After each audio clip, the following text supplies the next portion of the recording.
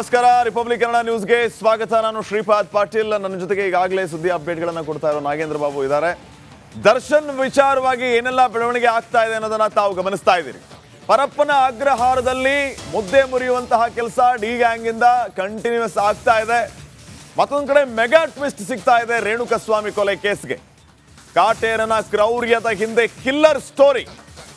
ಕಾರಿಗಾಗಿ ಪ್ರಿಯತಮನ ಜೊತೆಗೆ ಪ್ರೇಯಸಿ ಮಾತು ಬಿಟ್ಟಿದ್ದ ವಿಚಾರ.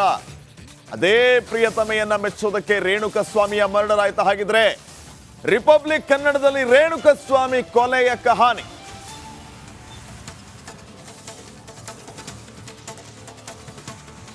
ನೋಡಿ, ಆ ಕ್ರೌರ್ಯದ ಹಿಂದೆ ಕಿಲ್ಲರ್ ಸ್ಟೋರಿ ಯಾವ ರೀತಿ ಅಡಗಿದೆ. ಒಂದು ಕಾರಿಗೋಸ್ಕರ ಈ ರೀತಿಯ ಘಟನೆಗಳು ನಡೆದುವ ಅನ್ನುವಂತ ಪ್ರಶ್ನೆ ಮೂಡ್ತಾ ಇದೆ. ಪ್ರೇಯಸಿ ಕೋಟಿಯ ಕಾರಿಗೆ ಡಿಮ್ಯಾಂಡ್ ಇಟ್ಟಿದ್ದಕ್ಕೆ, ಮುನಿಸನ್ನ ಮರೆ ಮಾಚೋದಕ್ಕೆ, ರೇಣುಕಸ್ವಾಮಿಯ ಮರ್ಡರ್ ವರೆಗೂ ಆ ಕತೆ ಹೋಯ್ತಾ ಅನ್ನುವಂತ ಪ್ರಶ್ನೆ ಇದೆ. ಈಗಾಗಲೇ ತಾವು ಗಮನಿಸ್ತಾ ಇದ್ದೀರಿ ಡೇ ಫಸ್ಟ್ ಇಂದ ಏನೆಲ್ಲ ಬೆಳವಣಿಗೆ ಆಗಿದೆ ಅಂತ ಹೇಳಿ. ಅದರ ಮುಂದುವರೆದ ಭಾಗವಾಗಿ ಇದು ಎಲ್ಲೆಲ್ಲಿ ಹೋಗಿ ನಿಲ್ತಾ ಇದೆ, ಏನೇನು ಸುತ್ತಕೊಳ್ತಾ ಇದೆ ಈ ಕೇಸ್ಗೆ ತಾವು ನೋಡ್ತಾ ಇದ್ದೀರಿ. ಕಾರಣ ವಿಚಾರ ಮಧ್ಯಪ್ರವೇಶ ಆಗಿ ಅದು ಮುನಿಸಿಗೆ ತಿರುಕೊಂಡು ಈಗ ಮರ್ಡರ್ ವರೆಗೂ ಬಂದು ನಿಲ್ತಾ ಅನ್ನುವಂತಹ ಪ್ರಶ್ನೆ ಇದೆ. ಇದೇ ವಿಚಾರ ಮತ್ತು ಈ ಒಂದು ಆಯಾಮದಲ್ಲಿಯೂ ಕೂಡ ಈಗಾಗಲೇ ತನಿಖೆ ಆರಂಭ ಆಗಿದೆ. ಅಶ್ಲೀಲ ಸಂದೇಶ ರವಾನೆ ಮಾಡಿದ್ದಕ್ಕೆ ಈ ರೀತಿಯ ಘಟನೆ ನಡೆಯಿತು ಅನ್ನೋದು ಒಂದು ಕಡೆ ಆದ್ರೆ, ಮತ್ತೊಂದು ಕಡೆ ಕಾರ್ಗೋಸ್ಕರನೂ ಕೂಡ ಕಿರಿಕಾಗಿ ಅದು ಈ ಹಂತ ತಲುಪ್ತು ಅಂತ. ಸಾಕ್ಷಿ ಸಮೇತವಾಗಿ ದರ್ಶನ್ ಗ್ಯಾಂಗ್ ಲಾಕ್ ಆಗಿದೆ. ಪೊಲೀಸರು ಇನ್ಫಾರ್ಮೇಶನ್ ಸಿಗ್ತಾ ಇದ್ದಂತೆ ತಕ್ಷಣಕ್ಕೆ ಹೋಗಿ ಆರೋಪಿಗಳನ್ನು ಲಾಕ್ ಮಾಡಲಿಲ್ಲ. ಕೈನಲ್ಲಿ ಎವಿಡೆನ್ಸ್ ಇಟ್ಕೊಂಡು ಈ ಕೈನಲ್ಲಿ ಹಾಕಿದ್ರು ಕೊಳ್ಪಟ್ಟಿ ಕೈ. ಬಾಪ ಮಾಡಿದ್ಯಾ ಕೃತ್ಯನ, ಭಾಗಿಯಾಗಿದೆ, ನಮ್ಮ ಹತ್ರ ಸಾಕ್ಷಿ ಇದೆ ಅಂತೇಳಿ ದಾಸನ ಟೀಮ್ ಸಾಕ್ಷಿ ಸಮೇತವಾಗಿ ತಗಲಾಕೊಂಡಿದ್ದು ಈ ಪ್ರಕರಣದಲ್ಲಿ. FSL ನಲ್ಲಿ ಇಂಚಿಂಚು ಮಾಹಿತಿ ಸಿಕ್ಕಿದೆ. ಘಟನಾ ಸ್ಥಳದಲ್ಲಿ ಒಂದಷ್ಟು ಕ್ಲೂಗಳನ್ನು ಪತ್ತೆ ಹಚ್ಚಿದ್ರಲ್ಲ ಪೊಲೀಸರು, ಅದೆಲ್ಲವೂ ಕೂಡ ಮ್ಯಾಚ್ ಆಗಿದೆ. ಟೆಕ್ನಿಕಲ್ ಎವಿಡೆನ್ಸ್ ಇದು ಭಾರಿ ಸ್ಟ್ರಾಂಗ್ ಆಗುತ್ತೆ. ಇದು ಒಂದು ರೀತಿಯಲ್ಲಿ ಸೈಂಟಿಫಿಕ್ ಎವಿಡೆನ್ಸ್ಗಳಾಗುತ್ತೆ. ಟೆಕ್ನಿಕಲ್ ಎವಿಡೆನ್ಸ್, ಮೊಬೈಲ್ ಜೊತೆಗೆ CC ಕ್ಯಾಮ್ರಾ, ಇದೆಲ್ಲವೂ ಕೂಡ ಟೆಕ್ನಿಕಲ್ ಎವಿಡೆನ್ಸ್ ಅಂತ ಆಗುತ್ತೆ. ಇದೆಲ್ಲವೂ ಕೂಡ FSL ಲ್ಯಾಬ್ ರಿಪೋರ್ಟ್ ಆಗಿರೋದು ಸೈಂಟಿಫಿಕ್ ಎವಿಡೆನ್ಸ್ಗಳಾಗಿ ಇದೆಲ್ಲವೂ ಕೂಡ ಪರಿಗಣನೆಗೆ ತೆಗೆದುಕೊಳ್ತಾರೆ. ಮತ್ತಷ್ಟು ಮಾಹಿತಿಯನ್ನು ಕೊಡೋದಕ್ಕೆ ನಮ್ಮ ಕ್ರೈಮ್ ರಿಪೋರ್ಟರ್ ನಾಗರಾಜ್ ಈಗ ಲೈವ್ ನಲ್ಲಿ ಜಾಯ್ನ್ ಆಗಿದ್ದಾರೆ. ನಾಗರಾಜ್, ಒಂದು ಕಡೆ ಸೈಂಟಿಫಿಕ್ ಎವಿಡೆನ್ಸ್ಗಳಿದೆ, ಟೆಕ್ನಿಕಲ್ ಎವಿಡೆನ್ಸ್ಗಳು ಪತ್ತೆಯಾಗಿದೆ, ಜೊತೆಗೆ 164 ಸ್ಟೇಟ್ಮೆಂಟ್ ಕೂಡ ಆಗಿದೆ, ಆರೋಪಿಗಳು ತಪ್ಪೊಪ್ಕೊಂಡಿದ್ದಾರೆ. ಇಷ್ಟೆಲ್ಲ ಇದ್ರೂ ಕೂಡ ಹೊರಗಡೆ ಬರ್ತಾರ ದರ್ಶನ್ ಅನ್ನೋ ಪ್ರಶ್ನೆ ಉದ್ಭವ ಆಗುತ್ತೆ. ಹೇಗ್ರಿ ಬರೋದಕ್ಕೆ ಸಾಧ್ಯ ಆಗುತ್ತೆ ಅಂತೇಳಿ ಕೂಡ ಆ ಪ್ರಶ್ನೆ ಉದ್ಭವ ಆಗುತ್ತೆ. ನಾಗರಾಜ್,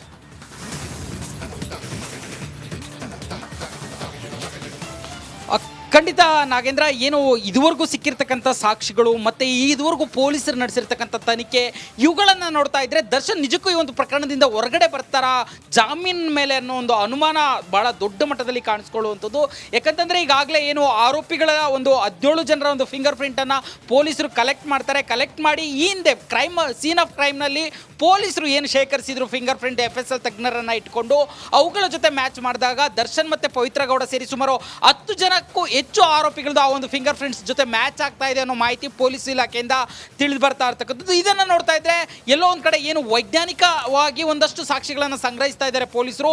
ಇವುಗಳು ಬಹಳ ಸ್ಪಷ್ಟವಾಗಿ ದರ್ಶನ್ ವಿರುದ್ಧ ಬೊಟ್ಟು ಮಾಡಿ ತೋರಿಸುವಂಥ ಎಲ್ಲ ಸಾಧ್ಯತೆಗಳು ಇರೋದು ಒಂದು ಕಡೆ. ಆದರೆ ಮತ್ತೊಂದು ಕಡೆ ಈ ಒಂದು ಪ್ರಕರಣದಲ್ಲಿ ಸಾಕಷ್ಟು ಜನರನ್ನು ಈಗಾಗಲೇ CRPC 164 ಅಡಿಯಲ್ಲಿ ಮ್ಯಾಜಿಸ್ಟ್ರೇಟ್ ಮುಂದೆ ನಿಲ್ಲಿಸಿ ಹೇಳಿಕೆಗಳನ್ನು ದಾಖಲು ಮಾಡಿಸಿರ್ತಕ್ಕಂಥದ್ದು.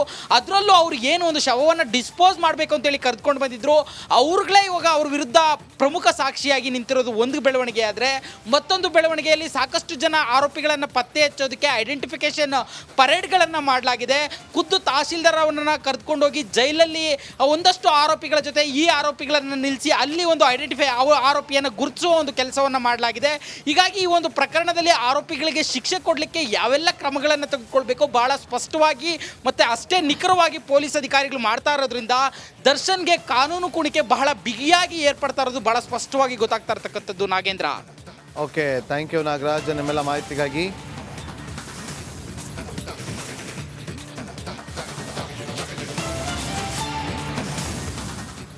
ಈ ಕೊಲೆ ಕೇಸ್ನಲ್ಲಿ ಸಾಕ್ಷಿ ಏನು, ಸಾಕ್ಷಿ ಏನು, ಸಾಕ್ಷಿ ಎಲ್ಲಿದೆ ಅಂತ ಕೇಳ್ತಾ ಇದ್ದವ್ರಿಗೆ FSL ಬಾಯಿ ಮುಚ್ಚಿಸುವಂತ ಕೆಲಸವನ್ನ ಮಾಡಿದೆ. ಅದರಲ್ಲೂ ಸ್ಟ್ರಾಂಗ್ ಸಾಕ್ಷಿಗಳೇ ಲಭ್ಯ ಆಗಿದೆ. ಈ ಬಗ್ಗೆ ಒಂದು ವರದಿ ಇದೆ, ನೋಡ್ಕೊಂಬರೋಣ.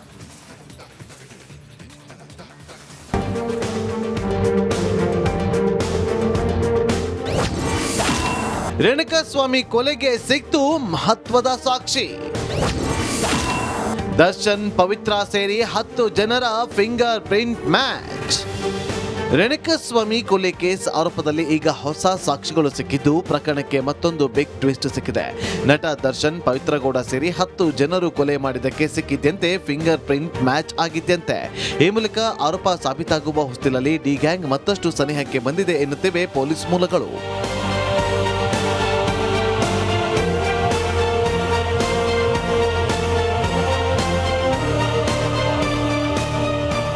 ಸದ್ಯ ಕಳೆದ 15 ದಿನಗಳಿಂದ ನ್ಯಾಯಾಂಗ ಬಂಧನದ ಹಿನ್ನೆಲೆ ಪರಪ್ಪನ ಅಗ್ರಹಾರದ ಸೆಂಟ್ರಲ್ ಜೈಲಿನಲ್ಲಿರುವಂತಹ ದರ್ಶನ್ ಅಂಡ್ ಗ್ಯಾಂಗ್ಗೆ ದಿನೇ ದಿನೇ ಸಂಕಷ್ಟದ ಸರಮಾಲೆ ಪೋಣಿಕೆಯಾಗ್ತಾ ಇದೆ.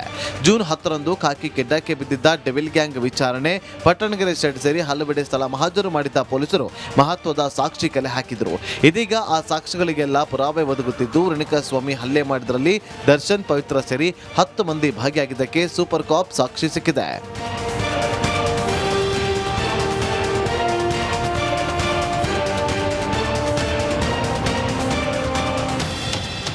ರೇಣುಕಾಸ್ವಾಮಿ ಕೊಲೆ ಬಗ್ಗೆ FSL ಟೀಮ್ 100ಕ್ಕೂ ಹೆಚ್ಚು ಸಾಕ್ಷಿಗಳನ್ನು ಸಂಗ್ರಹ ಮಾಡಿತ್ತು. ಇದರಲ್ಲಿ ಕ್ರೈಮ್ ಸೀನ್ ಫಿಂಗರ್ ಪ್ರಿಂಟ್ ಜೊತೆ 10ಕ್ಕೂ ಹೆಚ್ಚು ಆರೋಪಿಗಳ ಫಿಂಗರ್ ಪ್ರಿಂಟ್ ಮ್ಯಾಚ್ ಆಗಿದ್ದಂತೆ. ಹೈದರಾಬಾದ್ಗೆ ಕಳಿಸಿದ್ದ FSL ಪರೀಕ್ಷಾ ವರದಿಯಲ್ಲಿ ಸ್ಫೋಟಕ ಮಾಹಿತಿ ಬಹಿರಂಗವಾಗಿದೆ.